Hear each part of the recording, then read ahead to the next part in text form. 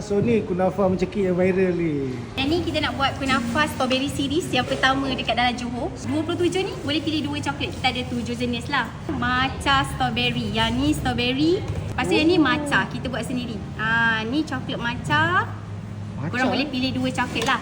Tapi untuk yang 35 ni boleh pilih 1 je. Yang ni strawberry series punya lah. Korang sebab strawberry lah kan? Betul. So base je strawberry. Kan? Untuk yang 35 ni korang boleh pilih crunchy. So yang ni strawberry dengan pistachio crunchy. Yang ini kita buat sendiri bang. Oh, homemade. Dah 3 tahun kita pakai resepi yang sama. Sedap. Ni Strawberry dia? series. Ya betul. Ini strawberry drizzle. Bukan biasa-biasa. Serius lah? Betul. Kalau abang rasa dia memang sedap gila. Dia masam-masam manis. Yang ini strawberry dried. Kalau ada ni lagi mantap. Dried strawberry Ya, sebab itulah harga dia 35. Yang ini 35. Okey, faham. Kalau nak yang murah sikit, ambil yang ni.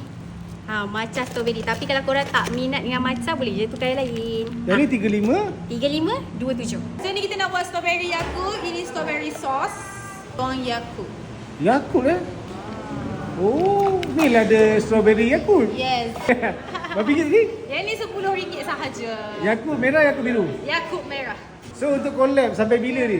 Sepanjang bulan Februari ni, kita namakan collaboration ni Febberry. Oh, so semua strawberry saja. Semua strawberry. Baik. Okey, tebing. Buku apa cantik datang? Okey, korang boleh walk in ke Cafe Mencekik JB X Kopi Royal Johor Selasa hingga Khamis 3 petang hingga 10 malam. Jumaat, Sabtu dan Ahad 3 petang sampai 11 malam. Nice, terima kasih.